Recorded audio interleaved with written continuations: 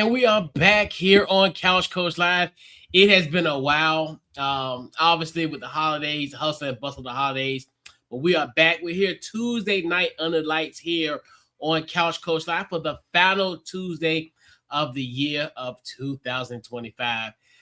This show, we're pretty much going to be talking about the top sports moments of 2025, my top favorite sports moments, three surprising sports moments, my top three personal sports moments of 2025. Then I give you some picks, and then we'll round out and put a bow on the year that is 2025. The fellas are out today. They use their PTO, so they'll be back in 2026 with it. So let's just get it going here. Talk about my three top sports moments of the year 2025. I think for me, as you look at my regalia, you could tell that one of my top sports moments was the incredible Washington Commanders run in last year's playoffs. Obviously, finishing the season at 12-5. A road win over the Tampa Bay Buccaneers. The donk heard around the world. That was a win with the Commanders having won a playoff game since 2006.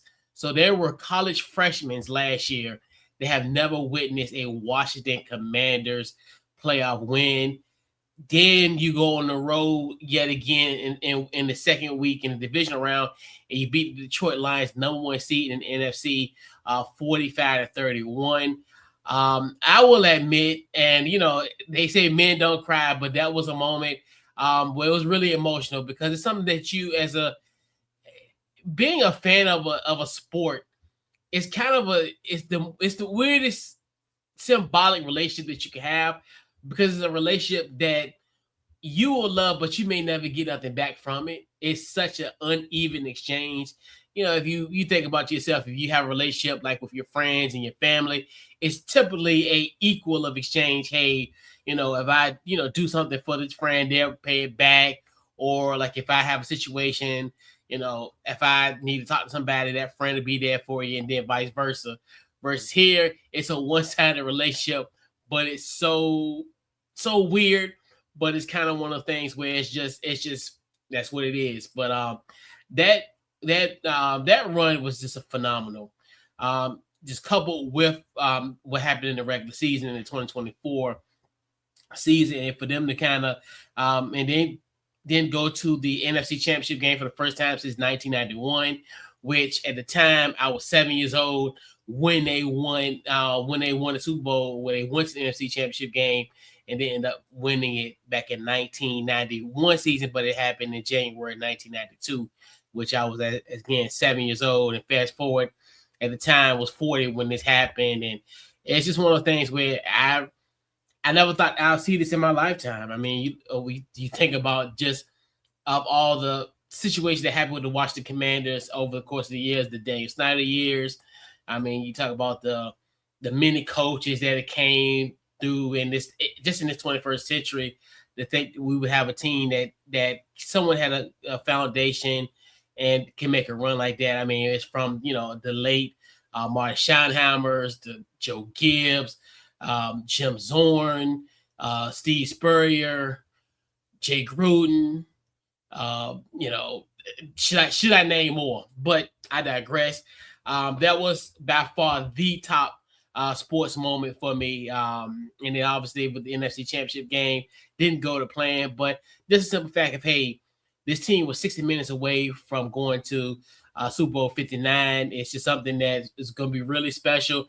Hopefully, even though this was a bad year for the Commanders, hopefully we'll get back to it in 2026. And maybe we can have some bold predictions going into 2027 about this Washington football team, Washington Commanders team. So we'll put a pin on the Washington Commanders talk for the year of 2025. It was the good times and the bad times. So another moment that I loved was the Coco Gauff versus Sabalenka in the French Open final.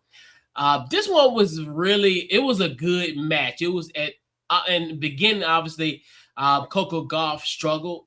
But she was able to overcome it. She lost that first set, and then she ended up winning back-to-back sets to win the French Open. It was a long match. It was fun though. It was one of the things where a lot was going on at that time period, because I think that was like the first in June. So it was a great match. At first, Coco did look rattled, and I think the good thing about that situation was she was able to overcome that. So that's where you look at just that match alone.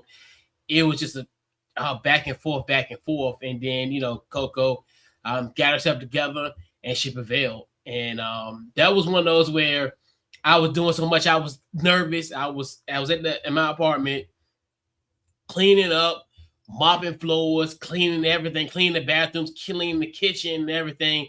That nervous energy. I don't know if anybody has that when you're watching a sporting game where you really can't sit down and watch it. You always got to kind of pace yourself and do something and kind of just get your, because I don't know that maybe it's still like that pseudo athlete in me where it's like, even though my body isn't athletic anymore, but I still have that get up and go as if I'm an athlete. So it's kind of one thing, I guess it's just, I don't know, it's just one of those weird kind of middle-aged mentality that have adopted at this point in my life. But it is what it is. And then Ovechkin, we affectionately in this area in the Mid Atlantic, we call him Ovi. When he broke Wayne Gretzky's goal record when he had his 895th goal. That was a cool moment. It was kind of one of the things where the anticipation, the build up. I know it happened. I forgot what day it was, but it was on a Sunday. And I remember, I think the game was on TNT, so I was like, I wanted to make sure I had it locked on TNT. I think it was a Sunday matinee game, and I remember, like, man, like I think he's gonna get this record today. But it was great, obviously, with him embracing his family. I thought that was really cool. Just a simple fact of, breaking a record like that that stood for well over 20 years for him to get that, and then obviously for DC, and then it was kind of cool as as he passed the record, then going to Capital One Arena and them kind of having those like relics of 895 and just a lot of, I call like museum-esque type of memorabilia in the concourse area of Capital One Arena. So I thought that was really cool. So that's one of those that, one of those moments where it's like I was glad. I almost missed it because I knew they were playing, but then I had thought like, okay, because it was like a 12 o'clock game, and it was like, oh my gosh, I'm potentially gonna miss this. So I was like, you know what I'm gonna do? I'm gonna just watch it, and hopefully he didn't score a goal, and coincidentally he didn't score a goal. So until I watched it on television. So those wraps up my three favorite sports moments of 2025. Now I want to transition to kind of some three surprising sports moments, which 2025 did give us a fair share of just moments where, surprisingly, I think we all can agree with this one. This was a February 1st, 2025 trade out of nowhere. This essentially was the Luka Doncic trade to the Los Angeles Lakers for Anthony Davis. Pull you behind the curtain.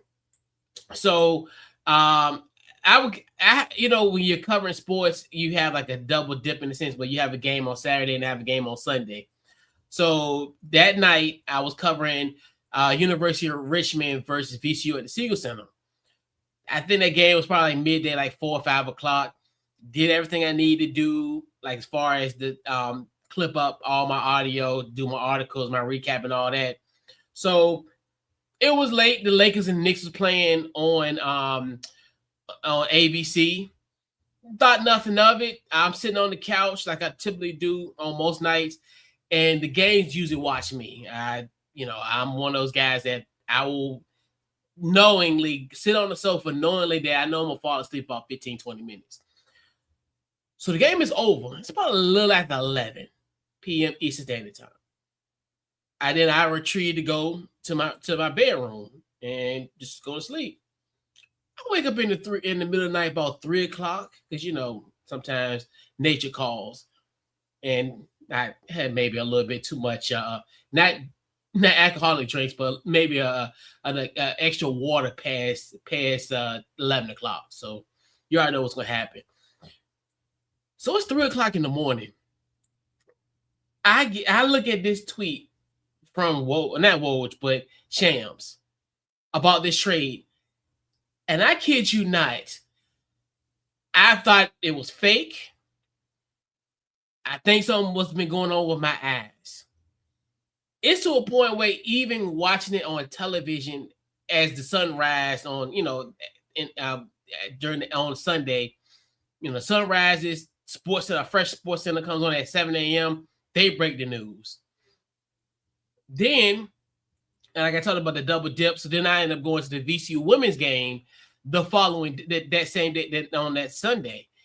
And I'm talking to a couple of guys, and we all were like still in a state of shock. Like, this really happened? Like, that's the crazy thing about all this was like the shock factor. Like, typically a 25-year-old face of the franchise, hell, the potential face of the league gets traded to the Los Angeles Lakers for a 30-plus Anthony Davis who is injury riddled. So even that, like, even reading the tweet, because I thought something was wrong with me, because I'm like, no, part of me thought it might have been a dream, like that this happened, like something that it was an out of body experience. To see that at 3 o'clock in the morning after you had just seen the Knicks and the Lakers play, because there was a part of their Grammy road trip, and I'm just like, this happened, like this literally happened for real. But that was crazy. That was super, super shocking. And even now when you look at it, still I've gotten used to seeing Luka in a Los Angeles Lakers jersey, but it was definitely a shock, for sure. Like, yeah, for sure. And another trade that kind of shocked me was the Micah Parsons being traded to Green Bay. Not necessarily for the simple fact that he got traded, but in the manner of how he got traded. There were rumors circling that Dallas was going to trade Micah to the Green Bay Packers. But we still got to remember, this happened days before the NFL season started. Because to me, like we've talked about it on the show I think this was probably the episode before week 1 NFL season. I would have thought you would have traded him essentially during the draft, where you're able to get some draft capital. You can get some guys who can essentially help you in this current season versus trading for some assets for 2026. Also, Kenny Clark was also added in that trade too, so they did kind of get somewhat of an asset that helped them in 2025. But just the fact of him getting traded days before the NFL season, that's the thing that really kind of shocked me. But that was another shocker. And then I think my third and final one has got to be what happened at Michigan. This whole Sharon Moore situation, how this escalated. And more so the simple fact of the impropriety in itself. The having an affair with your staffer, allegedly, it's all alleged. And then the alleged altercation that happened at the Stafford house, all alleged.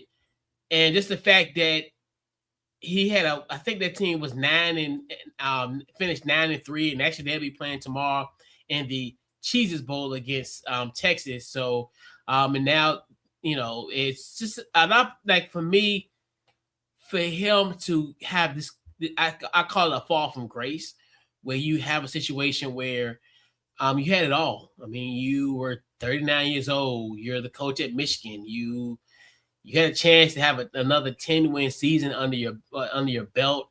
You just got here. So, and you you weathered the storm. I mean, you were really close. I mean, you think about it, if you know the losses to USC, the loss to Oklahoma, and you lost to Ohio State, and those things can get cleaned up. And that's one thing where you look at some of those where you know, it would could have been opportunity in essence where they could have actually could have made a college football playoff run. I mean, they were probably maybe if they would have, you know, maybe won 2 out of those 3 games, out of those 3 losses, they could have been in. Especially if it was, you know, if they got the win over Ohio State. But it's just one of those where it's just like it's just terrible. Like the fact that he had it all. He had that you know, he had an opportunity to you know have some longevity because yes, granted, I do think there was some people that didn't want him in the organization, but at the end of the day, let them get rid of you before let them get rid of you because of just okay wins and losses. Because guess what? You could have got another job somewhere else. You lost his job because of this alleged affair. Then you get charged for the altercation that happened at the Stafford's house after the fact. So this situation where yes, if he would have, let's say like give you an example, if Michigan was 8-4 last year, like next year, and they want to get rid of him, trust me, a lot of teams in college football would love an 8-4 team. So he could have went anywhere in the country and got a job somewhere else. So, you know, let them get rid of you because of your acumen on the field. Okay, you had a bad start, we'll get rid of you. Guess what? You get a buyout. And you can go on and do what you need to do, maybe link back up with Harbaugh in the NFL potentially, this, that, and third. But now with the stipulation in your contract, you're not gonna get that money back. He probably still get an opportunity to coach somewhere down the line, but it's not gonna be as immediate as if he just got fired. Say you had an 8-4 season and we don't find that acceptable. Then trust me, there's plenty of teams that will want his services at 8-4. Many people will kill for the fact for them to win 8 wins and can go to a bowl game and get some nice swag. Many teams across the country would love that. So, without further ado, I'll give you my top 3 personal sports moments, and these are just some moments that I had as far as just in the world of sports. Obviously, here at Couch Goes Live, we also cover a multitude of sports across the Mid-Atlantic, in Richmond, the Washington, D.C. area, and also some in the North Carolina region as well. I think my number one personal favorite sports moment was going down to Charlotte for the ACC kickoff in July. It was, for me, it was such a great experience. Just the simple fact of just being there in the presence of so much greatness, being around other writers, other people, other media entities, and being, you know, acknowledged. And I think that's one thing too, where you realize, yeah, it's you know, when you are in these rooms and people know who you are, it's a special feeling. And, you know, because one thing, you know, sometimes I always think, well, I'm just a local guy, but, you know, that kind of showed me yet again, it's more than just the Richmond, Virginia area. That people know you, that cover, you know, the sport, and just being able to talk with some of the communications directors, being able to be on distribution lists like Duke, having an opportunity to talk to Coach Manny Diaz on Zooms a couple of times, and then also just getting media releases from Duke University and also Boston College.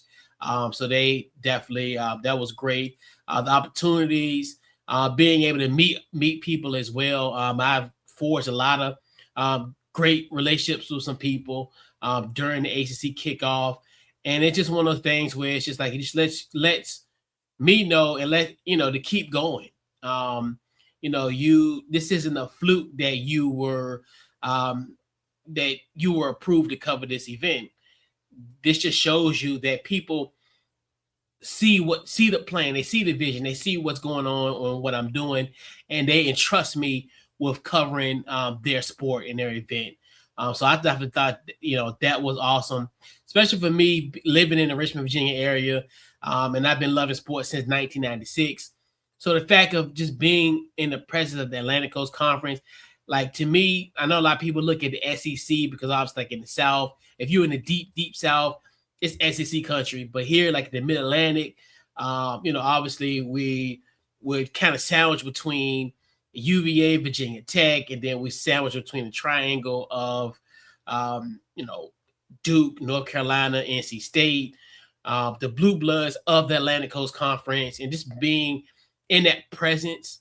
Because I've always looked at put the ACC in high regard because of the geographical significance of it.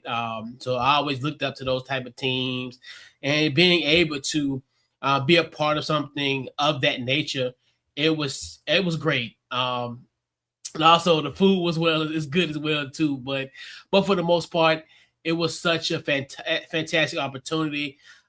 Just looking forward to the continuation of covering ACC, being able to as far as get on more distribution lists where I can post content, get opportunities to talk to various coaches across the Atlantic Coast Conference during the season, and also, potentially being able to be credentialed for, for some of these games. But it was phenomenal. By far, it was the highlight of my year.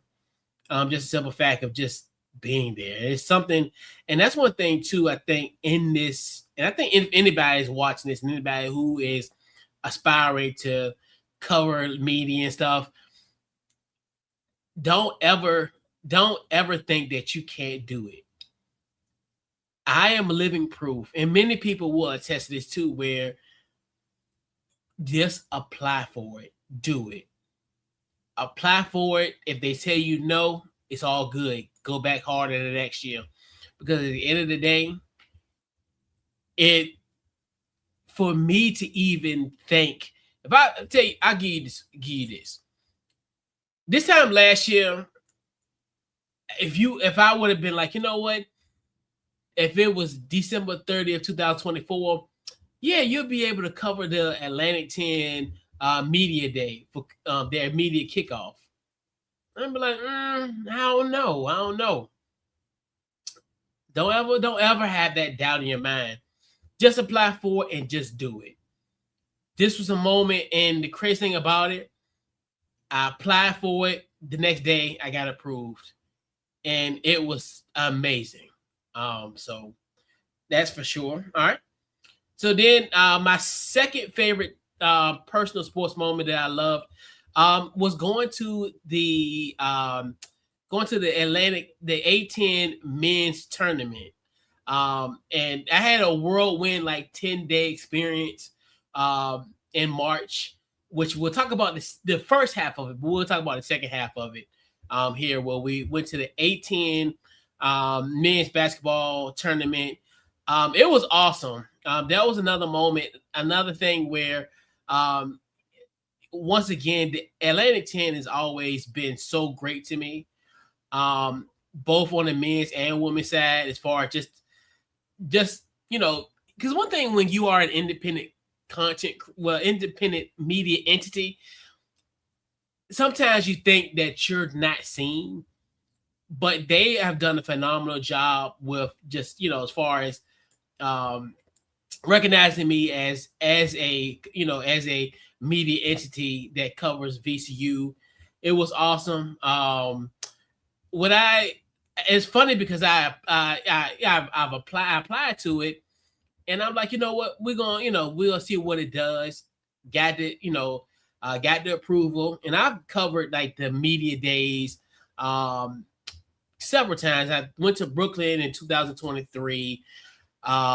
Did the women's one in 2023 at the Henrico Sports and Event Center. I went in 2024. Yeah, obviously that was in DC. Didn't go this year because it was in Pittsburgh, but yeah, but it was just a phenomenal tournament. Obviously with VCU winning the tournament, And it was cool to just get on the floor, the confetti and all that, and being able to take pictures and be in that moment was phenomenal. Obviously, just being in that room, and it was just cool. Like all the local guys here at VCU that cover it, we all were there, and it was cool. Like how we were all kind of scattered across, and it's always a great feeling when you see that Chris Powell Couch Coach Live, in a designated media area. And it was just cool. Just the fact of when I got there day one, I'm on the seating chart. And if you're in the media, if you know, you know, you know, you know. The fact that that had the seating chart was there, and they had my name, I was like, bet. And it was just a phenomenal experience. Like I talked about, great games throughout the tournament. Being able to just spend a couple of days out there and pretty much interview various players in Atlantic 10. The press conferences were amazing. A lot of quotes and all that stuff, and it was kind of a strange one as well too, because obviously, if you remember, at the time, the death of John Feinstein, which was really shocking, because he had his credential, and it's crazy when you looking at the seat chart. When we talk about seat chart, and then seeing his name, because he had passed. I think I want to say, I'm not sure what particular day it was, but it was like pretty much in the middle of the tournament. So, and obviously didn't know John Feinstein, but obviously I came across from him when he did announcing games for VCU with our guy Sean Robinson. I think that was probably one of my first years when I was there, when he was actually doing the broadcast of VCU back when I think I first started in 2022. I remember just seeing him kind of in passing, but I didn't really speak or anything or what have you. It was more so just like he was doing, on his way doing his thing. So the fact that that kind of happened in the midst of that, and then his seat being empty, and then obviously that, so it was kind of one of those where it was a very kind of shocking. I know for me it was really shocking when of hearing that, and when obviously I think when I had found out, I was actually in the media room, and I think a tweet came out. So so it was just one of those where it was a pretty somber. When hearing that was it kind of made you feel like, man, it's just another one to just let life isn't, tomorrow isn't promised.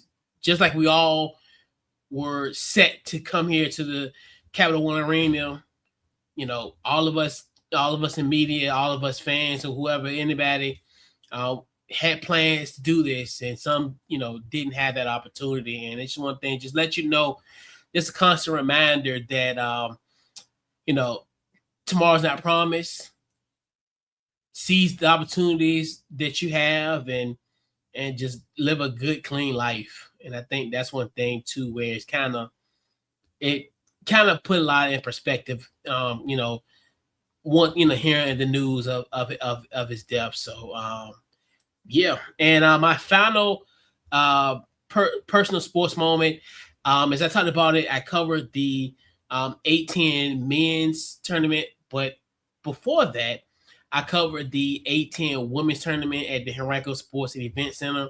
Once again, another great venue. Everybody's so good to me at the Henrico Sports and Event Center. They are phenomenal. That's another one where when you are in this business and you're seen and heard, it speaks volumes. And it's one of the things where it's just like, you feel the love when you go in there. Obviously went there the weekend before Christmas, and being able to reach out to some of the folks at Henrico. Did nothing but love. They welcomed me with open arms. They just overall great people. But to fast forward, so like I talked about it, I went on this, I guess, this 2-week adventure, essentially covering the women's, took a few days off, and then ended up heading to DC, which I commuted every day to DC. I took the train Wednesday, Thursday. I didn't go Friday, Saturday, and then Sunday. So 4 days I commuted from here to DC. But obviously, and that was the second half of the adventure. The first half was the women's tournament where we were there from Wednesday through the championship game on Sunday. 2 days off, well, not 3, because that's Monday, Tuesday, and then Wednesday I ended up going back up to DC, going to DC. But it was fun times. But let's kind of reel it back in. My third favorite sports moment was the A10 women's tournament. Once again, it was another great event. To me, it's my favorite event. To me, it's the Super Bowl. It's like my Super Bowl where it's 5 days of coverage. It's just such a grind, and I love it. Wednesday is kind of like the 2 games. It is what it is. You're home early. But that Thursday and Friday, if you can power through Thursday and Friday, you're a warrior. That is, to me, that is the meat of the tournament, where you got 4 games.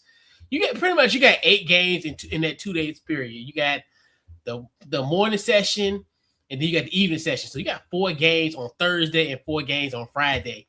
And to me, if you can get past Friday with a smile on your face, and it's awesome. It's to me, just the pageant of tournaments and the wave of emotions and what have you. It was great. And being able to cover all of those games, which was amazing. That's the thing too. It's such a grind, and I love it. That's where it's you're there, because I think the first game starts at 11. So I get there about 9:30. The last game is at 7-ish. So then you probably leave a little after 10. So that's literally a 15-hour grind. And it's by far my favorite thing, because of just a simple fact of being out there for 15 hours. And it was, yeah. And that's the thing about doing these events. You got to love this type of stuff, because if you spend 15 hours, you're going to be miserable. But for the love of the game, it was phenomenal. To me, that's what I call, that's the trenches when it comes to, as far as the work that comes with it, because between games, you got press conferences, and then you still kind of need to but more so kind of follow what's going on in the game that's going on now, because so it was so much. So pretty much you do the press conference, you come back, and it's probably maybe about midway first quarter, and you're just doing that, pretty much throughout the whole day, and just trying to find that balance. Okay, this is what I need to do, this is what I need to do, and this is what I need to do. So it was awesome. Obviously, I think the craziest, one of the moments that stood out, obviously, was the St. Joseph buzzer beater over Richmond that put them in the championship game. So I definitely thought that was a really cool moment, and being able to see that at firsthand, and it was awesome. And of course, I posted the clip, and everybody's like, "Well, she traveled." I'm a couch coach. I'm not a referee. I hate it when people were saying that to me. I'm like, okay, do you want me to agree with you? I mean, the bucket counted. So St. Joseph made it to the final where they played George Mason, and George Mason won. And I think and the thing about this is another one which is great.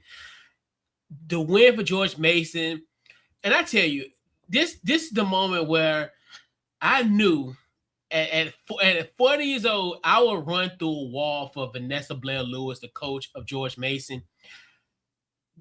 Her speech, but her post-game intro was phenomenal after the championship game. Obviously discussing the situation that happened in the 2024 tournament, where it was a crazy call that should have went their way, but it didn't. But just the fact that her being able to kind of have that redemption, and it was awesome. And then obviously when she had mentioned about her father at the time was in hospice, who unfortunately did pass away a few weeks after the A10 championship game. It was just such she's a phenomenal coach, and I was so happy for her to win that A10 because she deserved it, and especially after what happened last year, because that situation it was a situation. I know when you're covering these games, you're not supposed to kind of have that. Not say not a negativity towards like an official, whatever, but it kind of made you like, yeah, this ain't right. This was a bad call. Like so, for them to come back the next year and to conquer the A10 championship was phenomenal. And then they also, had that trip to the NCAA tournament. So we actually had 3 teams making it to the NCAA tournament and the from the A10 women's side. So it was just great. Like those moments were phenomenal. And that's one thing I'm definitely looking forward to it. And almost 2 months from now at the Henrico Sports and Event Center, the A10 Women's Championship. I think that's going to be another great 5 days of action. 5 days just there, just absorbing basketball all day, all pretty much, especially from Thursday and Friday. Those two key rounds where you really got 8 games in 2 days, and it is just it's fun. And that's the thing. It's about the grind. It's for the love of the game, where you just power through it, but it's what it's for. It's for the love of the game, and it's fun for sure. So we'll round it out with a few picks from this weekend. I'm not gonna really get into the nitty gritty of the matchup. We're just gonna kind of just do some fun picks for it. So tomorrow night we're gonna continue with the college football playoff. We got Miami versus Ohio State. Man, it's gonna be such a great matchup. I got Ohio State, the defending national champs, winning. We got Texas Tech versus Oregon. I got Oregon winning that game. Indiana versus Alabama at the Rose Bowl, the granddaddy of them all. One of my favorite bowl games of all time, the Rose Bowl. Seeing the sunset on the San Gabriel Mountains in Pasadena, California, is a beauty. It is, as the kids say, it is chef's kiss. Fernando Mendoza and Ty Simpson bowing out of the Rose Bowl. As the kids say, it's gonna be phenomenal. I cannot wait the Thursday afternoon, especially when that sun rises on the San Gabriel Mountains. Oh boy, that's probably gonna be, give or take, a little after, probably about a little 7:45, 8 o'clock our time in Eastern Standard Time. So if you don't watch anything else about that game, watch around about 7:45 to about 8 o'clock. And I'm gonna tell you, you're gonna see probably one of the most picturesque scenes you'll ever see. And not even just in the sports, but probably one of the most picturesque sights that you'll see in your life. To me, it is welcoming you to the new year and and what great things are going to happen on the horizon of this year. I put it that way. So, no, I'm not going to limit no more. All right. So then the nightcap, we got Georgia versus Ole Miss. This is a classic SEC battle, but I got Georgia winning this game. And then we got 2 winner take all. Well, one of them we got winner take all. One is going to be really intriguing. We're going to follow it. I'll kind of give you the scenario on it. So we got the Panthers and the Buccaneers. This is a battle for the NFC South, but it's going to be really unique. So if you haven't paid attention, if you be kind of like, I need for you to pay attention in this like next about 6 seconds, because I'm going to break it down. So we got the Panthers versus the Buccaneers. So it's simple. I'll give you one simple scenario. If Carolina wins, They are in. No questions asked. If the Buccaneers win, they have to hope that the Atlanta Falcons lose against the New Orleans Saints. So Tampa Bay can win the game, and if the Atlanta Falcons beat the New Orleans Saints, the Carolina Panthers will make the playoffs. Because there will be a three-way tie between Carolina, Tampa Bay, and Atlanta. And Carolina has a better record between the three. So to me, what's going to be happening is I think the Buccaneers are going to win this game.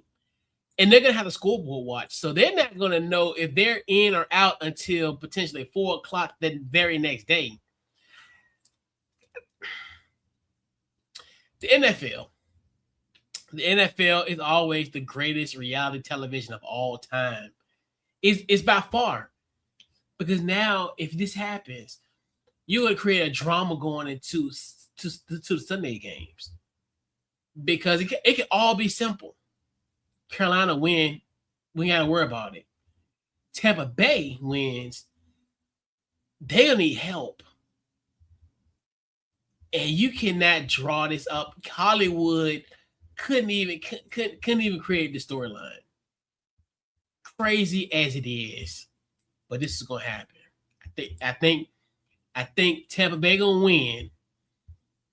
I think Atlanta gonna win. I think Atlanta's gonna win on Saturday, on Sunday, which will put Carolina Panthers in the playoffs. And could you imagine going from selling tickets at Bank of America Stadium for $1 and some change to now hosting a wild card playoff next weekend?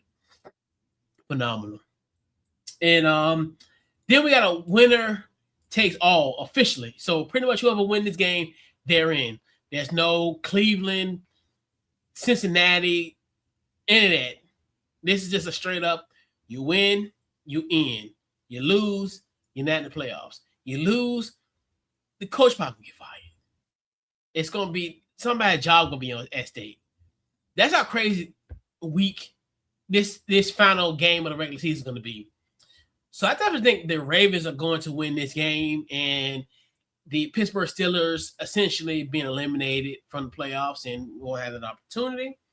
But yeah, so it's going to be really interesting. Like I say, the NFL always will never be short of storylines, and it's just amazing how like all this stuff kind of comes into fruition and comes into play. So before I give you my bold predictions for the year 2026, I definitely gotta give our guy Maui. He like I said, he took his PTO this week, so he did chime in on some of the topics for the day. So he pretty much said, as far as his picks, he got Ohio over Miami. He got Oregon winning, Alabama, and Ole Miss. And then for the wild cards, he got the Panthers winning and also the Steelers winning. Obviously, Steelers being his team, I wouldn't think nothing less of that. The top sports moment was Travis Hunter catch versus the Chiefs. That was that huge win for the Jacksonville Jaguars, beating the Kansas City Chiefs. Then the Browns trading Joe Flacco to the Bengals. And then the Bengals beating the Steelers. And then also Crawford beating Canelo Alvarez. So those are his moments of 2025. So we'll round out tonight with my top 3 predictions for 2026. So without further ado, let's get that going. So this is going to happen. So this is the February 8th. This is going to be an early prediction that's going to happen. So I got the Buffalo Bills winning the Super Bowl this season. Yes, you probably have heard me say that multiple times on this show, but so a clock is wrong 2 times a day. Consider this multiple time prediction to be 12 o'clock, but on the good side. So I definitely think Buffalo's going to win. I don't know if for some reason this whole situation with not having Kansas City, potentially not having Baltimore, not having those, they're pretty much the most experienced team out of everybody in the playoff field. And it does come with, you have to have some experience to an extent, but also factors in matchups. But I definitely think Buffalo has an opportunity because pretty much their kryptonite has been Kansas City. They beat just about everybody else. Their kryptonite is the Kansas City Chiefs, and obviously with Kansas City Chiefs not being in the playoffs, this is a paved road for this team. And I think maybe, heck, what we seen Sunday with the Eagles and the Bills, that could have been a potential Super Bowl preview, potentially. But I digress on that point. I definitely think that this will be the last season for Deion Sanders at Colorado. I think he will resign this time next year. I definitely think he will resign, and because I'm not sure, I forgot who was their OC, the guy from Sacramento State.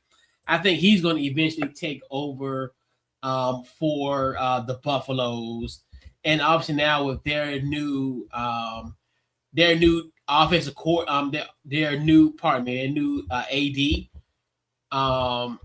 It's probably gonna be a situation there.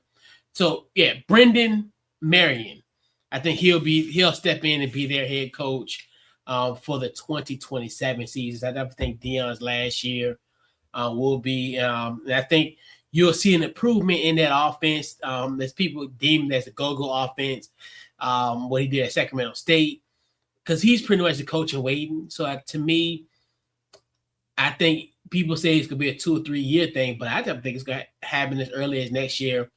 And I just think just the whole simple fact of just also with his health too. So, hopefully, his health will continue to improve. But I definitely think it's going to be Deion's last year in Boulder for sure. And then I am going to make a lot of people in the Mid-Atlantic and Northeast potentially happy. I think New York Knicks will make the NBA Finals this year. I just look at just the landscape of the Eastern Conference. They're pretty much head and shoulders, I think, better than most teams in this league. In the Eastern Conference, but not the league, because there's tons of better teams on the Western part than the Knicks. But I definitely think the Knicks will represent the Eastern Conference in the NBA Finals. So, with that being said, this wraps up the 2025 edition of our Best of 2025 and our final show of the year. But we will definitely be back in the next coming days with some more for you. Before we head on out, definitely wishing everybody a happy, safe new year. I always want to send encouragement to people as well. Like, hey, make next year your year. Don't necessarily wait to Thursday to make resolutions, do whatever. Just to me, do your thing, make a list, make some goals, give yourself grace. Because my New Year's resolution for years have been losing weight, but the big backery continues. But I give myself grace. And I'd say that to everyone else, give yourself grace, especially when it comes to your goal settings and what you want to do. Just give yourself grace. Hey, if you didn't get this, say for instance, you have first quarter goals and you don't achieve them by April the 1st, just put it in for your second quarter. Just give yourself grace, and at least, hey, have that thought process. Hey, I tried. It may not have worked for me, but I'm going to continue to work at it. And just do something this year that scares you. Do something that will make you be like, I don't know. Do it. We talked about, just examples, and that just, we talked about, some stuff this year, but it's you've seen, I know people in your life as well, that have gone on as well, and they've had like lofty goals. They had stuff that they wanted to accomplish, but didn't. So this is kind of one of those moments to let you know, hey, there's time. There's no perfect time to do what you want to do. Just do it. Just do it. Do it scared. Do it. Just do it. Do it scared. Do it. Like, I don't know how I'm gonna do it.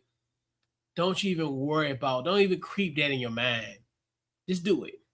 Do it scared. Do it afraid.